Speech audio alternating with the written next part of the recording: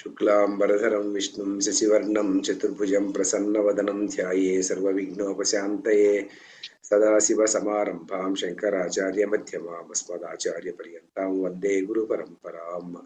నారాయణం నమస్కృత్య నరం చైవ నరోత్తమం దేవీం సరస్వతీం వ్యాసం తతో జయముదీరయేత్. సరే మేడం, చదివేస్తారా దీన్ని?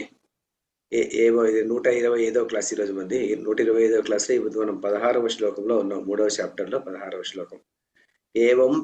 ఏవం ప్రవర్తితం చక్రం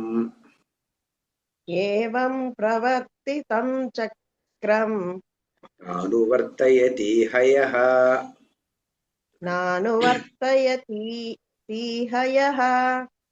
అఘాయురింద్రియా రామః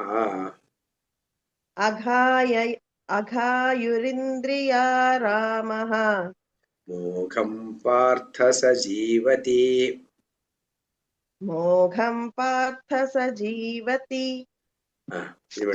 ఏవం ప్రవర్తితం చక్రం నా అనువర్తయతి ఇహ యః అఘాయు ఇంద్రియారామః మోఘం పార్థ సహ జీవతి.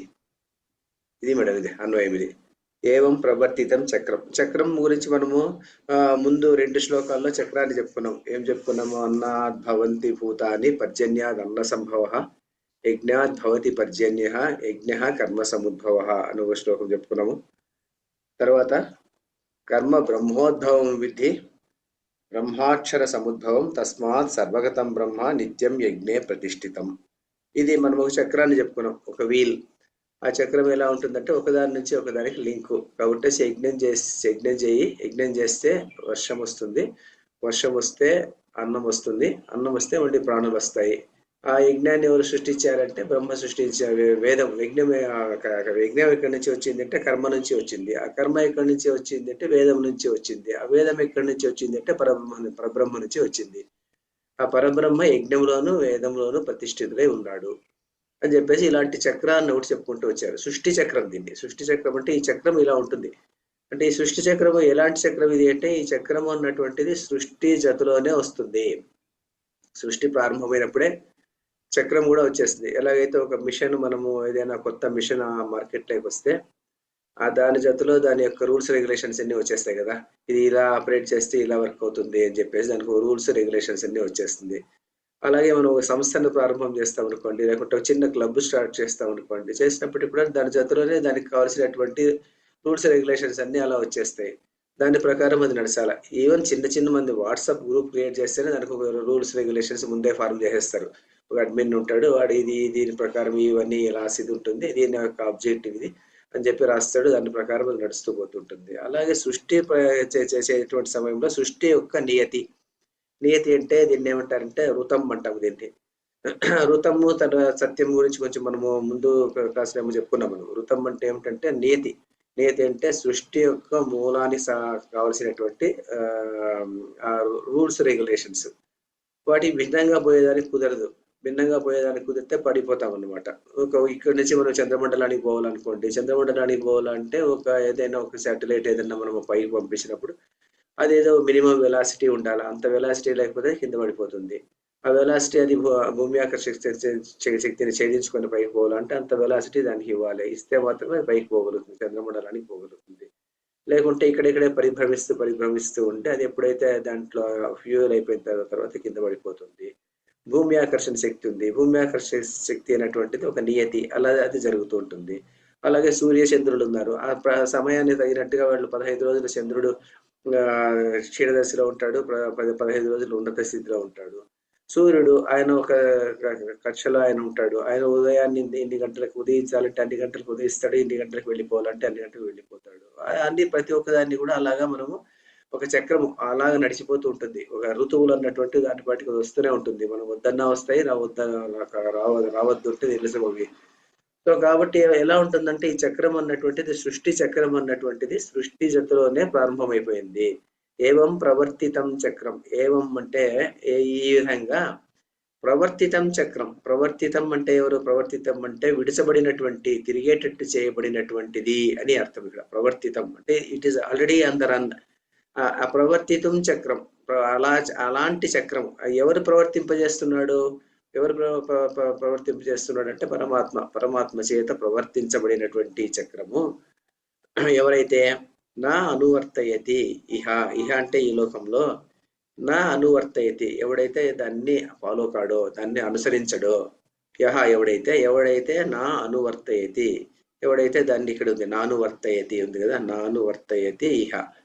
ఇహ అంటే ఈ లోకంలో. ఇహ ఎవడైతే నా అనువర్తయతి దాన్ని ఎవరైతే ఫాలో కాకుండా పోతాడో. ఇదే ఈ రకంగా విడువబడిన ఈశ్వరుడి చేత విడువబడినటువంటి చక్రాన్ని ఎవరైతే అనుసరించడో. అంటే ఈ చక్రం ఎలాంటి చక్రం అంటే సృష్టి చక్రం. ఇది సృష్టి చక్రం అంటే ఇలా ఈ పని ఇలా జరగాలి, ఈ పని ఇలా జరగాలి అనేటువంటి నియతి. ఆ నియతి ప్రకారం అది జరుగుతూ పోతూ ఉంటుంది అంతే. మనం వద్దన్నా నిలిచేది లేదు, కాదన్నా ఆగేది లేదు అన్నట్టుగా అది నడిచిపోతూ ఉంటుంది. దాన్ని ఎవరైతే ఫాలో కాకుండా పోతాడు అంటే ఎలాంటి వ్యక్తి ఇతను? నాకు 2 రకాల వ్యక్తులు ఉంటారంట. ఒకడేముంటాడంట అంటే నాకు ఈ చక్రానికి సంబంధం లేదు, నా పాటికి నేను ఉంటాను, నా సుఖాల్లో నేను ఉంటాను ఉండేటువంటి వాడు. అంటే అలాంటి వాడు ఎలాంటి వాడు అంటే ఒక సముద్రంలో ఉన్నటువంటి ఒక తరంగము నాకు సముద్రానికి ఎలాంటి సంబంధం లేదు అంటే ఎంత శోభ ఉంటుందో ఇది కూడా అలాగే ఉంటుందంట. కానీ మనము దాంట్లో ఎందుకంటే మనము పుట్టినప్పటి నుంచి పోయేంత వరకు కూడాను, మన దేహం పడిపోయేంత వరకును మనం ఏదో ఒక విధంగా సమిష్టి మీద ఆధారపడే ఉంటాము. సమిష్టి మీద ఆధారపడి లేకుండా ఉన్నటువంటి వాడు ఎవరూ లేరు. చిన్నప్పటి నుంచి పుట్టినప్పటి నుంచి బిడ్డ పెరిగి పెద్దదయ్యేంత వరకు ఎంతో మంది ఎత్తుకొని దించి ఏమేమో చేసి చదివించి అంతా చేసి ఎంతో చేయిన తర్వాత ఇలా వస్తారు. వచ్చిన తర్వాత వాళ్ళు ఇప్పుడు నాకు నువ్వు చక్రానికి సంబంధం లేదు అనే దానికి కుదరదు. ఎందుకంటే వాళ్లకు సంబంధం ఉండనే ఉంటుంది. ఇప్పుడు కూడా మనం ప్రతి ఒక్క దానికి కూడా సంఘం మీద ఆధారపడే ఉంటాము, సమిష్టి మీద ఆధారపడే ఉంటాము. వ్యక్తి అన్నటువంటి వాడు, వ్యష్టి అన్నటువంటి వాడు సమిష్టి మీద ఆధారపడే ఉంటాడు. అలాగే యథా పిండే తథా బ్రహ్మాండే అని కూడా చెప్తూ ఉంటాము. ఎందుకంటే ఇక్కడ మన శరీరంలో ఏముంటుందో అదే బ్రహ్మాండంలో కూడా ఉంటుంది. ప్రకృతిలో ఉన్నటువంటి పంచభూతాలే నాలోనూ ఉన్న పంచభూతములు ఉన్నాయి. కాబట్టి ప్రకృతిలో జరిగే ప్రతి ఒక్క మార్పులు చేర్పులకు సహజ అలౌక్య స్థితులు ఏమైనా ఏర్పడితే దాని యొక్క ప్రభావం నా మీద కూడా ఉంటుంది. అందువల్లనే కదా మనకు ఆస్ట్రాలజీ ఎంత చెప్పేది. ఎందుకు ఏం చెప్తారంటే చంద్రుని యొక్క ప్రభావం సముద్రం మీదనే ఉండి తరంగాలు పైకి లేచి కింద పడుతూనే ఉంటే ఆ సముద్రం మీదనే దాని ప్రభావం ఉన్నప్పుడు మనిషిలో ఉన్నటువంటిది 190% నీటి శాతమే ఉన్నప్పుడు మరి మనిషి ఎందుకు ప్రభావితం కాకుండా పోతాడు? కాబట్టి మనిషి కూడా ప్రభావితం అవుతూనే ఉంటాడు, తెలియకుండానే ప్రభావితం అయిపోతుంటాడు. శరీరంలోని కణాలన్నీ ప్రభావితం అయిపోతుంటుంది. కానీ నేను ప్రభావితం కాలేదు, నేను నా పాటికి నేను ఉన్నాను అని వీడు అనుకుంటూ ఉంటాడు. అంతేను, అనుకుంటూ ఉంటాడు. కానీ తనకు తెలియకుండానే దాని యొక్క ప్రభావం ఇతని మీద పడిపోతూ ఉంటుంది. కాబట్టి ప్రతి ఒక్కదానికి కూడా మనము ప్రకృతి మీద ఆధారపడి ఉంటాము, తర్వాత సమాజం మీద ఆధారపడి ఉంటాము, కుటుంబం మీద ఆధారపడి ఉంటాము. అలాగే ప్రతి వ్యక్తి కూడాను ఒక ఇండిపెండెంట్ ఎంటిటీగా బతకడం అన్నటువంటిది కుదరదు. కాబట్టి ఈ చక్రంలో అతను ఉండనే ఉంటాడు. అలాంటి చక్రంలో ఉంటూ కూడాను నాకు ఈ చక్రానికి సంబంధం లేదనేటువంటి వాడు ఒకడైతే, నాకు ఈ చక్రము నేను నడపను అని చెప్పేసి దానికి అఘాయిత్యం చేసేటువంటి వాడు ఇంకొకడు ఉంటాడు. ఇలాంటి ఇద్దరిలో ఎలాంటి వాడైనప్పటికీ కూడాను అంటే నాకు సంబంధం లేదు కాబట్టి నేను నా పాటికి నేను ఉంటాను అని అనుకునేటువంటి వాడు అంటే ఇండివిజువలిజం అంటాం కదా, ఇండివిజువలిజం. అలాంటివి ఎలా ఇండివిజువలిజాన్ని దీనికి ఒక కామెంటేటర్ ఒక ఆయన ఇంగ్లీష్ లో కామెంట్ చేస్తూ ఆయన చెప్పాడు అనమాట. ఇప్పుడు నేను చాలా కాలం ముందు విన్నాను దీన్ని. అప్పుడు అది ఎవరు మరి ఆయన నాకు ప్రసక్తి గుర్తులేదు. ఆయన ఏం చెప్పుకుంటూ వచ్చాడంటే ఎగ్జాంపుల్ చెప్పుకుంటూ వచ్చాడు ఆయన. అంటే ఎలా ఈ ఇండివిజువలిజం అన్నటువంటిది అంటే వెస్ట్రన్ సొసైటీస్ లో ఉన్నటువంటి ఇండివిజువలిజం అంటే మీ వ్యక్తి యొక్క స్వేచ్ఛ అన్నటువంటిది ఎంతవరకు వెళ్ళింది అంటే చిన్నప్పుడు శిశువు పుట్టినప్పటి నుంచి కూడాను వెస్ట్రన్ సొసైటీస్ పర్టికులర్ గా యుఎస్ఏ లాంటి ప్రదేశంలో ఆ శిశువు అన్నటువంటి వాడు ఒక వ్యవస్థ నుంచి ఒక కుటుంబ వ్యవస్థ నుంచి కొద్దిగా దూరంగా జరపడతా అంట. ఎలా అంటే అది నువ్వు ఎగ్జాంపుల్ చెప్పండి, నాకు మరి తెలియదు, మరి అది ఎంతవరకు కరెక్టో తెలియదు. ఆయన ఏం చెప్పాడంటే శిశువు పుట్టంగానే 4 సంవత్సరాలు అయిపోతేనే తల్లి దగ్గర బిడ్డ పడుకోదు. ఆ పిల్లవాడిని కానీ ఆ పాపను కానీ వాళ్ళు అతనికి ఒక రూము కేటాయించేసేసి ఆ రూమ్ లో పడేస్తారు ఆ బిడ్డను. ఆ బిడ్డ కొన్ని రోజులు ఏడుస్తుంది. ఏడుస్తున్నప్పటికీ కూడా అలాగే అతనికి ఒక ఇండివిజువలిజం రావాలి అనే ఉద్దేశంతో అలా వదిలేస్తారు. వదిలేసిన తర్వాత ఆ బిడ్డ అలాగే పెరిగి పెద్దగా అవుతాడు. తర్వాత ఆ బిడ్డకు కారులో కూర్చోవాలంటే కూడాను కూర్చునేటువంటి సమయంలో ఒక ప్రత్యేకమైనటువంటి స్థానాన్ని కేటాయిస్తారు. అదే మనం భారతదేశానికి వచ్చేపాటికి అలా ఉండదు. ఇక్కడికి వచ్చేపాటికి అదే బిడ్డను మనము మన ఒడిలో పెట్టుకునేసి పెంచి పెద్ద చేస్తాము. పక్కన పడేసుకునేసి పడుకోమని చెప్పేసేసి ఎన్నో ఏళ్ళు అలాగే గడుపుతుంటాము. వాళ్ళ పెద్దవాళ్ళై వాళ్ళే వేరే రూమ్కి వెళ్ళేంత వరకు అక్కడే ఉంటాము. అలాంటి పరిస్థితి ఇక్కడ ఉంది, మరి అలాంటి పరిస్థితి అక్కడ ఉంది. So man is push to the individualism. అక్కడ అలా ఉండేదాని నుంచి ఏమైపోతుందంటే సమిష్టిలో బతకడము అన్నటువంటిది అతనికి సాధ్యం లేకుండా పోతుంది.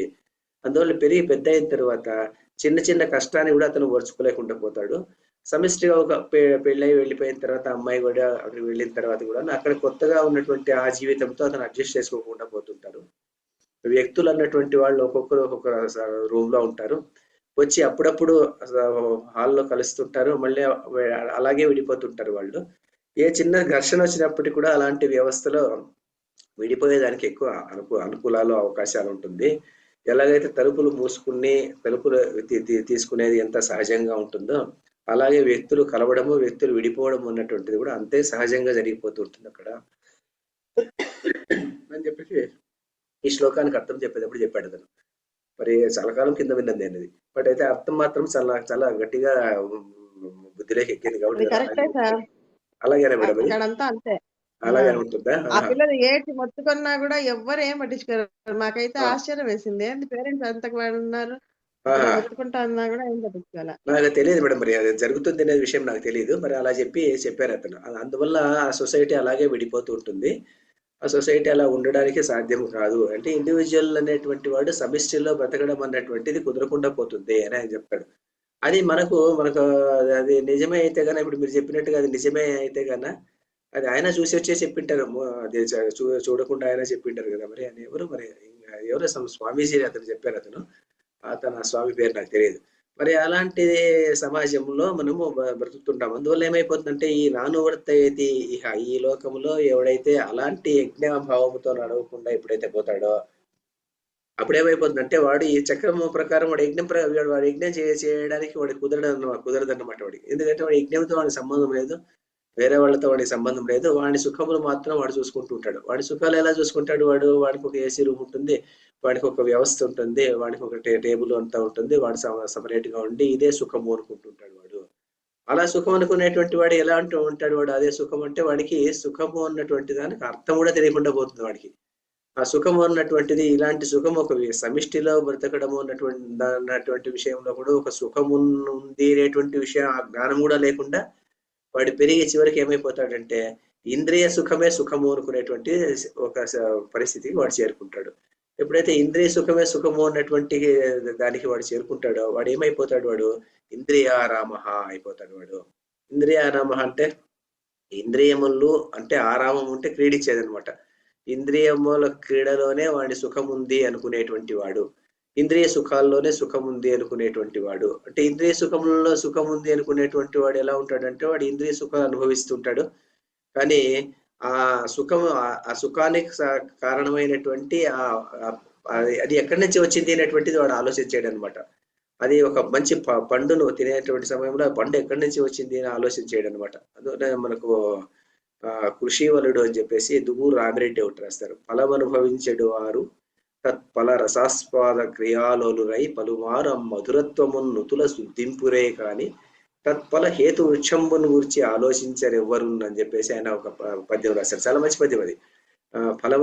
ఫలములు మెక్కెడు వారు తత్ఫల రసాస్వాద లోలురై పలుమారం మధురత్వమున్ కొనియాడెదరు కానీ తత్ఫల హేతు వృక్షమును గురించి తలుపరు ఎవ్వరైనా అనే దువ్వూరు రామిరెడ్డి పద్యం. ఏదో పద్యం పాఠశాలలోనే దేంట్లో ఆయన రాస్తారనమాట. ఇది కృషివలుడు అనే దాంట్లో రాస్తాడు అది. అందువల్ల ఇది కూడా అంతే. ఇతని ఇంద్రియ భోగాలు అనుభవిస్తుంటాడు, కానీ ఇంద్రియ భోగాలకు కావలసినటువంటి ఆ వస్తువు ఎక్కడి నుంచి వచ్చింది అని కూడా ఆలోచన చేసేటువంటి వ్యక్తిత్వం కూడా ఇతనికి ఉండదు.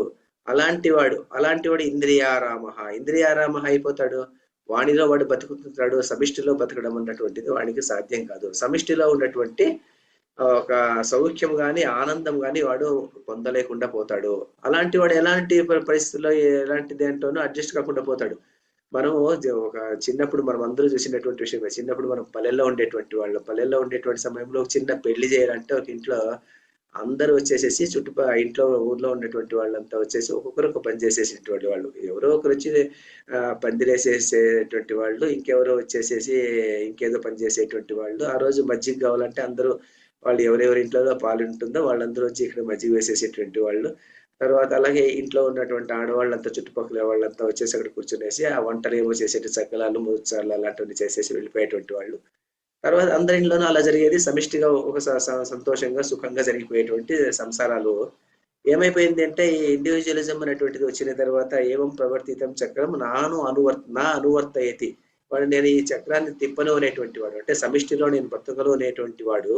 వాడు ఎలాంటి వాడు అంటే ఇంద్రియారామ అయిపోతాడు. ఇంద్రియారామ అయిపోయి వాడి జీవితం ఎలా ఉంటుందంటే అఘాయుహు అంటాడు.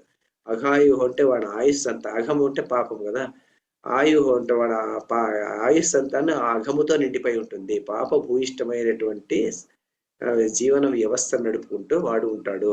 అలాంటి వాడు ఎందుకు వీడు పాప వ్యవస్థలో ఉండిపోతాడు అంటే పాప వీడు ఇంద్రియారామ, వీడు ఇంద్రియముల దేంట్లో గడుపుతుంటాడు. మరి ఇలాంటి వాడు మరి పాపమే వస్తుంది వాడికి. అలా ఎందుకు పాపం వస్తుందంటే ఇంద్రియారామంలో ఉన్నటువంటి వాడు, అంటే ఇంద్రియ క్రీడలో ఉన్నటువంటి వాడు, ఇంద్రియ సుఖంలో ఉన్నటువంటి వాడు ఎలా అయిపోతాడు కొన్నాళ్లకు. ఇంద్రియ సుఖంలో ఉన్నటువంటి వాడు, ఇంద్రియాలకు కూడాను ఒక లిమిట్ ఉంటుందంట. ప్రకృతి నియతి ప్రకారం ఒక లిమిట్ ఉంటుందంట. ఇప్పుడు ముక్కు ఉందనుకోండి, ముక్కుకు వాసన చూసేది ఒక ప్రత్యేకమైనటువంటి గుణం దానికి ఉంటుంది. కానీ ఆ ముక్కుకు వాసన చూసేది ఎప్పుడో ఒకప్పుడు ఒక రోజా పువ్వు, ఒక ఏదన్నా మంచి సెంటో ఏదన్నా ఒక రోజు ఎప్పుడో ఏదో ఒక సందర్భంలో కనిపిస్తే దాని ముక్కు దాన్ని ఆఘ్రానించి ఆహారం అనేటువంటి శక్తి దానికి ఉంటుంది. అలా కాకుండా పగలు రాత్రి బట్టలకు ఒళ్ళకు అంతా సెంటు వేసుకునేసి మనం పోరాడుతుంటే కొన్నాళ్ళకి అదేమైపోతుంది, దాన్ని గ్రహించేటువంటి శక్తి సామర్థ్యం కూడా అది కోల్పోతుంది. ఆ ఇంద్రియం యొక్క లిమిట్ అంటాం కదా, ఆ లిమిట్ అది కోల్పోతుంది అనమాట. అలాంటి కోల్పోయి అలానే ముక్కుకు దాని లిమిట్ అది దాటిపోయి, చెవికి దాని లిమిట్ అది దాటిపోయి, ఎందుకంటే ఎప్పుడు మ్యూజిక్ లౌడ్ మ్యూజిక్ వేసుకొని విని విని చెవుకు ఆ శక్తి వెళ్ళిపోయేసి కంటికి శక్తి వెళ్ళిపోయి కొంతమంది పడుకొని చూస్తుంటారు అనమాట మొబైల్ ఫోన్లు. అలాంటి వాళ్ళు ఏమైపోతుంది, అలాంటి ఆ శక్తి అంతా ఒక్కొక్క ఇంద్రియానికి పతనం జరిగి ఏమైపోతుందంటే చివరికి ఒక 50-60 ఏళ్ళు అయ్యేపటికి వాడు హాస్పిటల్ చుట్టూ తిరుగుతుంటాడు. అంతేగాని చివరికి ఏమైపోతుందంటే ఇక్కడ వాడికి ఆధ్యాత్మికత, భక్తి, జ్ఞానము, దైవము, ఏదన్నా చదవాలన్నటువంటి నిశ్చయత్వము, ఓపిక ఇలాంటివన్నీ నశించిపోతుంది. అలాంటి వాడు ఎలాంటి జీవితం ఉంటుంది వాడికి? పాపంతో నిండినటువంటి జీవితమే కదా వాడిది. ఆ ఇంద్రియ సుఖము కోసం వాడు ఏం చేసింటాడు, ఇన్ని రోజులు ఎన్నో పాపాలు చేసేటటువంటి ఆ ఇంద్రియ సుఖము.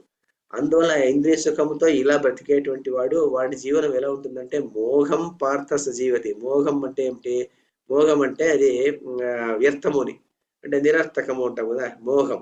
వాడి జీవితం వ్యర్థము అంటే భౌతికంగాను వ్యర్థమే, తర్వాత ఆధ్యాత్మికంగాను వ్యర్థమే. భౌతికంగా ఎలా వ్యర్థం అంటే వాడి శరీరంలో ఉన్నటువంటి ప్రతి అంగం కూడా శిథిలమైపోయి అందరికీ శిథిలమైన అయినప్పటికీ కూడాను చివరి దశలో వాడు ఎన్నో ఏళ్ళు హాస్పిటల్లో తిరుగుకుంటూ ఉండడము అలా బ్రతకడమే జరిగిపోతుంది. కానీ వాడికి ఒక ఆధ్యాత్మిక భావన కానీ ఒక ఇలాంటిది ఏమీ లేకుండా చివరి చనిపోయేంత వరకు కూడా ఏదో మందులు పెట్టెలు అది ఇది అన్ని దగ్గర పెట్టుకొని జీవనం సాగిస్తుంటాడు.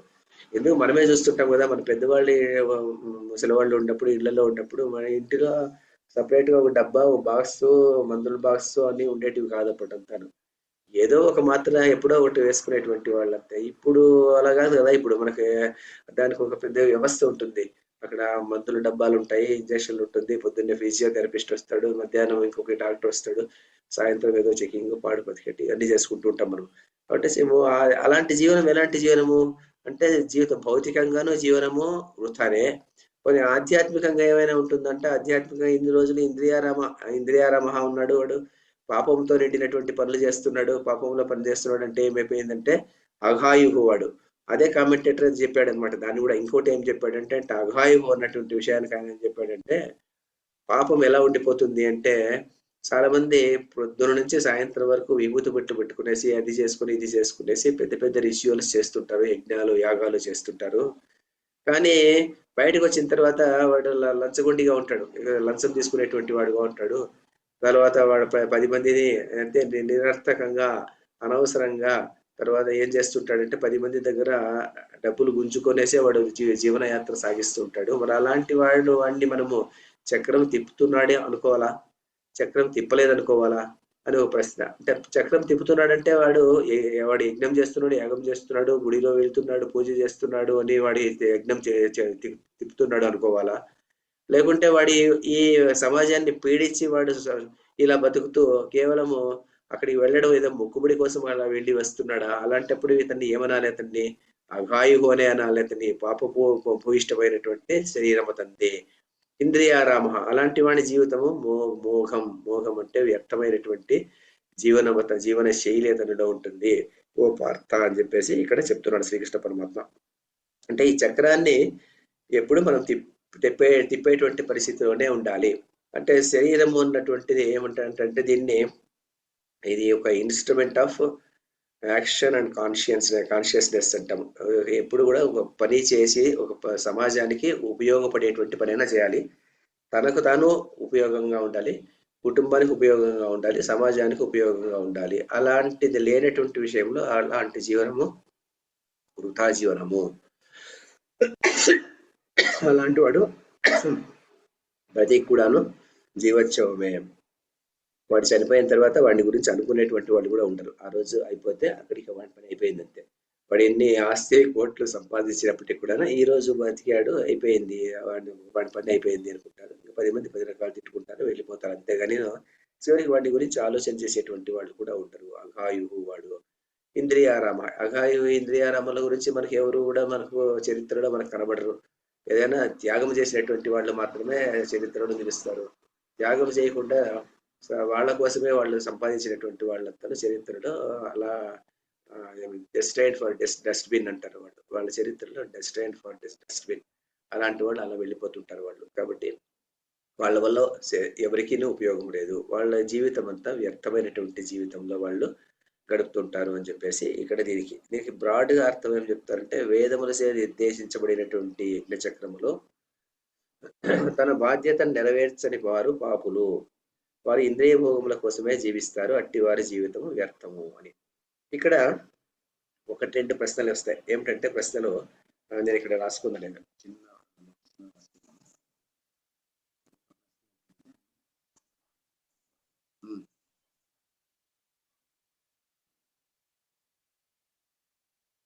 ఇది ఈ చక్రాన్ని భగవంతుడు తిప్పుతున్నాడు, పరమాత్మ తిప్పుతున్నాడు అనుకున్నాం కదా. ఏవం పరమాత్మ అక్కడ ఏదో కూర్చొని తిప్పుతున్నాడా అంటే, పరమాత్మ కూర్చొని తిప్పడము అన్నటువంటిది కాదు, అలా అర్థం చేసుకోకూడదు దీన్ని. ఎలా అర్థం చేయాలి? పరమాత్మ తిప్పుతున్నాడు, ఈ సృష్టి చక్రాన్ని తిప్పేటువంటి వాడు పరమాత్మ అని ఇక్కడ చెప్పినప్పుడు ఈ పరమాత్మ అనేది అధ్యాహారం చేసుకున్నారు. అంటే ఇక్కడ దీంట్లో శ్లోకంలో ఎక్కడా లేదు ఏవం ప్రవర్తితం చక్రం, ఇలాగా ప్రవర్తించబడినటువంటి చక్రము అన్నారు. ఈ చక్రాన్ని ఎవరు ప్రవర్తింపజేశాడు అంటే పరమాత్మ ప్రవర్తింపజేశాడు అని చెప్పేసి శంకర భాష్యంలో ఆయన రాస్తారు. కానీ పరమాత్మ అన్నటువంటి వ్యక్తి ఒక రాజు మాదిరి అక్కడ కూర్చునేసి ఈ చక్రాన్ని తిప్పుతుంటాడు. ఎవరైతే ఆ చక్రాన్ని దానికి అనుగుణంగా పోరో వాళ్ళని అతను శిక్షిస్తాడు. అలా మనం అర్థం చేసుకోకూడదు దీన్ని. ఎందుకు అర్థం చేసుకోకూడదు అంటే, ఇక్కడ ఎవరో మ్యూట్ చేసుకోలే, మ్యూట్. వాళ్ళు ఈ చక్రాన్ని వాళ్ళు నానువర్తయితే అంటే వాళ్ళు అలాంటి వాళ్ళు అంటే ఏమిటి, ఇక్కడ ఏదో పోయింది, వీళ్ళు ఏదో వచ్చారు కదా మధ్యలో ఏదో మాట్లాడినారు కాబట్టి ఈ చక్రము సృష్టి భగవంతుడు తిప్పుతున్నాడు అనేటువంటి భావన మనం అలా చేసుకోకూడదు దీన్ని.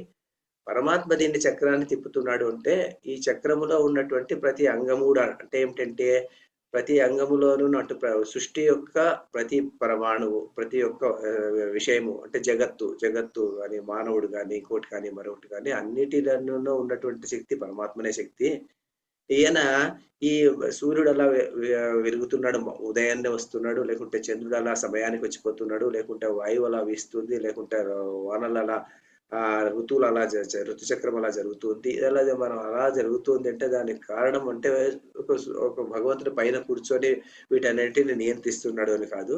ఆ నియతి రూపంలో ఈశ్వరుడు మన ముందే ఉన్నాడు. ఈశ్వరుడు నియతి అంటే సృష్టి యొక్క రూల్స్ అండ్ రెగ్యులేషన్స్ రూపంలో ఉన్నటువంటి వాడే ఈశ్వరుడు. ఆ ఈశ్వరుడు అన్నటువంటి వ్యక్తి, అందువల్ల అతను ఏం చేస్తాడు, అతను వ్యక్తి కూడా కాదు. అతను వ్యక్తి అంటే అతను మగవాడు కాదు, ఆడది కాదు, ఇట్ అంటాం అందువల్లనే దీన్ని. సాధారణంగా ఇట్ అనే యూజ్ చేస్తాం ఇంగ్లీష్ లో.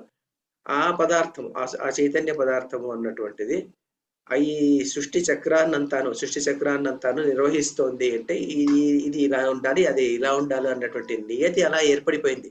అందువల్లనే మనకు ముందు శ్లోకంలో చెప్పుకున్నాం, సహయజ్ఞ ప్రజా సృష్టి పురోవాచ ప్రజాపతి. అంటే ఈ సృష్టి జతలోనే యజ్ఞం కూడా ప్రారంభమైపోయింది అని చెప్తారు. యజ్ఞం కూడా ప్రారంభమైపోయింది అంటే యజ్ఞం నువ్వు చేస్తుంటే మాత్రమే ఇది జరుగుతుంది, ఈ సృష్టి చక్రం అన్నటువంటిది తిరుగుతుంటుంది అనేటువంటి ఉద్దేశంతో అది ప్రారంభమైపోయింది. కాబట్టి అలా దాన్ని అర్థం చేసుకోవాలి అనేటువంటిది ఒకటి. రెండవది వచ్చేసేసి కొంతమంది ఎలా చేస్తారంటే, మానవుడు ఉన్నటువంటి వాడు చాలా అల్పుడు, ఈ అల్పుడైనటువంటి వాడు సృష్టి చక్రాన్ని, మరి సృష్టి చక్రాన్ని ప్రవర్తింపజేసినటువంటి వాడు భగవంతుడైతే, ఈ అల్పుడైనటువంటి వాడు దాన్ని ఎలా నిలపగలుగుతాడు, ఎలా అవరోధించగలుగుతాడు అంటే, దీనికి ఏం చెప్తారంటే, అలా అర్థం చేసుకోకూడదు దీన్ని. ఒక చైనా నడిచేటువంటి చైనా ఫ్యాక్షన్స్ నడిచేటువంటి సందర్భంలో ఒక చిన్న లింక్ కట్ అయినప్పటికీ కూడాను ఆ చైన్కి అంతా ప్రమాదమే. ఇప్పుడు ఇల్లు కట్టేటువంటి సందర్భంలో ఈ ఇసుక మోసుకొని వచ్చేటువంటి వాడు తట్టలు మోసుకొని వస్తుంటాడు, ఒకడు అందుకుంటుంటాడు, పైకి ఇస్తుంటాడు. అలాంటి సందర్భంలో ఏ ఒక్క ప్రదేశంలో ఏ ఒక్కడు పనిచేయనప్పటికీ కూడా టోటల్ చక్రం అంతా ఆగిపోతుంది. అలా ఆగిపోయేటువంటి సందర్భం ఏర్పడుతుంది. కాబట్టి మానవుడు ఉన్నటువంటి వాడికి ఆయనకి ఏముంటుంది వాడి చేతిలో అంటే, కర్మ అనేటువంటి ఆ ఆయుధం అతని చేతిలో ఉంటుంది. కర్మ అతను చేయాలి. కర్మ అన్నటువంటి ఆయుధం అతని చేతిలో ఉంటుంది. ఈ కర్మని యజ్ఞకర్మగా మలుచుకుంటే ఈ సృష్టి చక్రం నడిచిపోతూ ఉంటుంది. ఇదే కర్మను యజ్ఞ కర్మగా మార్చుకోకుండా పాపకర్మగా మార్చుకుంటే సృష్టి చక్రానికి విఘాతం కలుగుతుంది. పాపచక్రం అంటే ఎలా ఉంటుంది, అనవసరంగా కారణాలు లేకుండా యుద్ధాలు చేసేటువంటి వాళ్ళు ఎలా ఉంటారు. ఇప్పుడు యుద్ధాలు జరుగుతున్నాయి, అక్కడ యుద్ధాలు జరిగేటువంటి సందర్భంలో ఏమైపోతుంది, ఏదో బాంబులు వేసుకుంటారు. అలా వేసుకునేటువంటి సందర్భంలో ఏమైపోతుంది, ఆ వాతావరణం అంతా కలుషితం అయిపోతుంది, ఆ సముద్రంలో ఉన్నటువంటి నీరు కలుషితం అయిపోతుంది. దాని ప్రభావం ఎన్నో దేశాల మీద, ఎన్నో దీళ్ళ మీద దాని ప్రభావం పడుతూ ఉంటుంది. కాబట్టి ఎక్కడ ఏదైనప్పటికీ కూడాను ఈ కర్మని యజ్ఞకర్మగా మార్చుకోకుండా, కర్మని యజ్ఞకర్మగా మార్చుకోవడం ఏమిటి, యజ్ఞకర్మగా మార్చుకోవడం అంటే ఏమిటంటే, దాన్ని సత్కర్మాచరణ చేస్తూ దాన్ని సమాజం కోసం చేస్తే, సమాజం మంచి కోసం చేస్తే అది సత్కర్మ అవుతుంది. అలా కాకుండా దుష్కర్మ చేస్తూ ఇలా ప్రకృతికి విఘాతం కలిగిస్తూ ఉంటే అది యజ్ఞకర్మ అన్నటువంటిది అనిపించుకోదు. ఈశ్వరార్పణ బుద్ధితో చేయాలి. యజ్ఞార్థాత్ కర్మణో నియత్రార్మను పాఠం చెప్పుకున్నప్పుడు యజ్ఞార్థార్థ అంటే ఈశ్వరార్పణ బుద్ధి అని చెప్పుకున్నాము. ఈశ్వరార్పణ బుద్ధి అంటే ఏమిటంటే, ఈశ్వరుడి కోసం నేను దీన్ని అర్పిస్తున్నాను అని అనుకున్నప్పుడు ఏమైపోతుందంటే, ప్రతి వ్యక్తిలోనూ మనం ఈశ్వరుని చూడగలుగుతున్నాము, ప్రకృతిలో ఈశ్వరుని చూడగలుగుతున్నాము, ప్రతి పదార్థంలోనూ ఈశ్వరుని చూడగలుగుతున్నాము అన్న భావంతో మనం చేసినప్పుడు ఏమవుతుందంటే, మనం చేసే దాంట్లో మనలో ఉన్నటువంటి ఈగో అన్నటువంటిది పతనం అయిపోతుంది, మనలో ఉన్నటువంటి అహంకారం అన్నటువంటిది పతనం అయిపోతుంది. పతనం అయిపోయినప్పుడు మనం ఏం చేస్తుంటాం, మనం చేసేటువంటిది మనం కేవలం ఈశ్వరార్పణ బుద్ధితో, నేను ఒక ఇన్స్ట్రుమెంట్ ఆఫ్ యాక్షన్ అన్నటువంటి ఉద్దేశంతో మాత్రమే మనం ఆ పని చేసుకుంటూ వెళ్తుంటాము. కాబట్టి అలాంటి దాన్ని మనం నడుపుకుంటూ వెళ్తుంటాము అని ఇక్కడ చెప్పడం అనమాట. ఇక్కడ చెప్పి దీన్ని ఈ రెండు చెప్పిన తర్వాత కొద్దిగా శంకర భాష్యం చదివితే కనుక మనకి కొద్దిగా బాగా అర్థమవుతుంది. ఇది అఫ్ కోర్స్ చక్రము సీక్వెన్స్ నేను రాసిన ఇక్కడ ఊరికే, మళ్ళీ మీకు ఎలాగో నోట్స్ పంపిస్తాను. రెయిన్, ఫుడ్, లివింగ్ బీయింగ్స్ ఇదంతా మనకు ఆల్రెడీ బాగా అర్థమైనటువంటి విషయమే కాబట్టి దీన్ని ఊరికి అలా పంపిస్తున్నాను. Rain depends on ecological balance, ecology depends on responsible human action, human life depends on food, food depends on rain. ఇలాంటిది కొద్దిగా రాశాను దీన్ని. ఇది మళ్ళీ దీన్ని నిదానంగా చదువుకోండి. శంకర భాష్యంలో కొద్దిగా ఉంది ఇక్కడ శంకర భాష్యం నేను రాయలేదు. ఇక్కడ ఎక్కడ పోయింది, సేవ్ చేయలేదా, ఇప్పుడే చేసాను లేదండి శంకర భాష్యము. అయ్యయ్యో, శంకర భాష్యం ఎక్కడ పోయింది, శంకర భాష్యం రాసేది మర్చిపోయాను. ఇది ఇక్కడ నాకు ఇది వెతుకుతుంటే ఇది దొరికింది. నాకు ఎక్కడ దొరికిందంటే, వివేకవాణి అని చెప్పేసి సమ్ టైమ్ బ్యాక్ వాళ్ళు వీళ్ళ చిన్మయ మిషన్ వాళ్ళు ఒక బుక్ పబ్లిష్ చేస్తారు. అదేమో వేదాంత కేసరి అని. వేదాంత కేసరిలో కొన్ని నేను అప్పుడు సబ్స్క్రైబ్ చేసిండేవాడిని. వేదాంత కేసరిలో ఒకనొక ఇష్యూలో ఇది వచ్చిందనమాట. My dear Arjuna, one who does not follow in human life the cycle of sacrifice thus established by the Vedas certainly leads a life full of sin, living only for the satisfaction of the senses. Such a person lives in vain అని అలాంటిది బొమ్మ ఇది వేశాడు అనమాట. బాగుంది ఇది. ఇది నేను ఇక్కడ షేర్ స్టాప్ చేసేసి మీకు దీన్ని చూపిస్తాను. ఏదంటే శంకర భాష్యాన్ని చూపిస్తాను. శంకర భాష్యం మోస్ట్ లైక్లీ ఇంకొక చోట ఉండొచ్చు నాది. ఒక నిమిషం దీంట్లో చూస్తాను. సార్ ఇప్పుడు మరి యుద్ధం జరుగుతూ ఉంటుంది కదా ఇప్పుడు. అవును మేడం. ఈ చక్రంలో అది కూడా ఇంకా భగవంతుడు చేస్తున్నట్టేనా? ఆ యుద్ధం చక్రంలో జరుగుతుంది మేడం, ఆ చక్రంలో మనం మానవుడు చేసేది కదా, దాన్ని మనం చేస్తున్నాం కదా, దాన్ని యజ్ఞ రూపంలో మనం చేయడం లేదేమో అని. అంటే అంటే ఆయన మనం ప్రచోదయం చేస్తేనే కదా సార్ వీళ్ళు ఇన్వాల్వ్ అవుతారు. అంటే ఆ చక్రం మాత్రం ఆ చక్రం తిరుగుతూ సృష్టి చక్రం తిరుగుతూ ఉంది. సృష్టి చక్రం తిరిగేటువంటి సందర్భంలో మనము ఆ సృష్టి చక్రానికి మనము భిన్నంగా పోతున్నాము కదా ఇప్పుడు. అంటే మిగతావన్నీ కూడా పంచభూతాల్లో ఉన్నటువంటి ప్రతి వ్యక్తి ప్రతి అంగం కూడాను యజ్ఞాన్ని అనుసరించే పోతుంది. కానీ మనం మాత్రం వెళ్ళడం లేదు కదా. ఇప్పుడు షేర్ చేస్తాను. పంచభూతాలు సఫర్ అవుతున్నట్టే కదా సార్ యుద్ధం. పంచభూతాలు సఫర్ అవుతున్నాయి. పంచభూతాలు పాపం పాటిగా చేస్తాయి పని. అయితే ఇక్కడ మనం ఏం చేస్తున్నామంటే అలా చేయనీయకుండా చేసేస్తున్నాం కదా మనం. అలా చేయకుండా దీన్ని కాస్త ఇబ్బంది పెడుతున్నాం కదా మనం. ప్రకృతికి విఘాతం కల్పిస్తున్నప్పుడు మనము యజ్ఞ కర్మ చేయడం లేదు, పాప కర్మ చేస్తున్నాం మనముని కదా మేడం. ఇక్కడ చూడండి మేడం, శంకర భాష్యం కొద్దిగా చూడండి దీన్ని. ఏవం ఏవం ఇత్తం ఈశ్వరేణ వేద యజ్ఞ పూర్వక జగచ్చక్రం ప్రవర్తితం నా అనువర్తయతి ఇహలోకే యహ కర్మణి అధికృత సన్ అని ఇంతవరకు చెప్తాడు ఆయన. అంటే ఏమంటే ఏవం ఈ ఈశ్వరుని చేత ప్రవర్తించబడినటువంటి వేద యజ్ఞపూర్వక జగచ్చక్రం అంటాడు. ఈ జగచ్చక్రం ఎలాంటిదంటే వేద యజ్ఞపూర్వకమైనటువంటి చక్రము అంటాడు. అంటే ఇక్కడ ఏమిటంటే జ్ఞానము ఉన్నటువంటిది అనాదిగా ఉన్నటువంటిది అంట. జ్ఞానం అనాదిగా ఉంది అంటే ఏమిటంటే జ్ఞానం ఇప్పుడు పుట్టిండేది కాదు. సృష్టి ముందు ఉంది, సృష్టి జరిగినప్పుడు ఉంది, సృష్టి తర్వాత కూడా ఉంది. ప్రతి ప్రాణిలోనూ కొద్దిగా గొప్ప ప్రతి చోటను ఈ జ్ఞానం అన్నటువంటిది ఉంది. ఈ జ్ఞానం ఉంది అంటే ఏమిటి? ప్రకృతిలోనే జ్ఞానం ఉంది. ప్రకృతిలో జ్ఞానం ఉంది అంటే ప్రకృతి అంటే ఈశ్వరుడు రూపంలో. ఈశ్వరుడు ప్రతి వ్యక్తిలో అంటే అణువులో ఉన్నటువంటి ప్రతి పదార్థంలో ఉన్నటువంటి జ్ఞానము. ఆ జ్ఞానం వివిధ రకాలుగా భాషలేనప్పటికీ కూడాను రకరకాలుగా కుక్కలో ఉన్నటువంటి జ్ఞానం ఒక రకము, నక్కలో ఉన్నటువంటి జ్ఞానం ఒక రకము, లేదంటే పరమాణువులో ఉన్నటువంటి జ్ఞానం ఒక రకము, బ్యాక్టీరియాలో ఉన్నటువంటి జ్ఞానం ఇంకొక రకము, మనలో జ్ఞానం ఒక రకము. అన్ని భాషించినప్పటికీ కూడాను అన్ని జ్ఞానములు చివరికి ఒకటే జ్ఞానమే. ఆ ఒకటే జ్ఞానం ఏంటంటే అదే ఈశ్వరుడు. అదే ఈశ్వరుడు అంటే ఏమిటంటే అదే ఈశ్వరుడు అంటే ఎలా చెప్తామంటే ఈశ్వరుడు అన్నటువంటిది భిన్న భిన్నమైనటువంటి ఉపాధులలో భిన్న రూపాలు భిన్న ప్రకారాలుగా జ్ఞానం అన్నటువంటిది వ్యక్తమవుతుంటుంది. అంటే ఇప్పుడు న్యూటన్స్ లా అతను కనిపెట్టాడంటే న్యూటన్స్ లా అన్నటువంటిది ముందే సృష్టి పూర్వమే ఉంది. ఎలాగైతే భూమి ఆకర్షణ శక్తి ముందు నుంచి ఉందో దాన్ని ఎవరో కనుక్కున్నారంటే ఇది ఉంది అన్నటువంటి విషయాన్ని తెలుసుకున్నారంతే. కాబట్టి జ్ఞానం అన్నటువంటిది ముందు నుంచి ఉంది. అదే అన్న జ్ఞానం ఉంది కాబట్టి ఈశ్వరుడు ఏం చేశాడంటే ఈశ్వరుడు అంటే సమిష్టి జ్ఞానము అంటాం దీన్ని. అప్పుడు సమిష్టి జ్ఞానం అంటే ప్రతి వ్యక్తిలో ఉన్నటువంటి జ్ఞానము, తర్వాత చీమ దోమ అన్నిట్లోనూ ఉన్నటువంటి జ్ఞానము, ప్రకృతిలో ఉన్నటువంటి ప్రతి వస్తువులో ఉన్నటువంటి జ్ఞానం యొక్క సమాహారం ఈశ్వరుడు అని మనం అనుకుంటే ఆ ఈశ్వరుడు ఆ జ్ఞానాన్ని ఎలా వ్యక్తం చేశాడు అంటే వేద రూపంలో వ్యక్తం చేశాడు అతను. ఆ వేద రూపంలో అందువల్ల ఈశ్వరైన వేద యజ్ఞపూర్వక జగచ్చక్రం. వేదము ఉన్నటువంటి జ్ఞానము ఉన్నటువంటిదే అంటే సమిష్టి జ్ఞానమే వేదము, వేద రూపంలో వ్యక్తమైంది. తర్వాత జ్ఞానం ఒకటి వ్యక్తమైతే కుదరదు కదా. మరి దానికి జ్ఞానం ఒకటి వ్యక్తమైపోయినప్పుడు మరి ప్రాణం అనేది ఉండాలి కదా. ఆ ప్రాణం ఉండేది ప్రాణం ఏమిటి అంటే ప్రతి వ్యక్తిలో ఉన్నటువంటి తర్వాత ప్రతి సృష్టిలో ఉన్నటువంటి ప్రతి క్రీచర్లో ఉన్నటువంటి ప్రాణం కూడాను భగవంతుడే. అందువల్ల ఆ భగవంతుడు ఆ ప్రాణము ఉన్నటువంటిది ఉంది కదా, ఆ ప్రాణమే యజ్ఞము.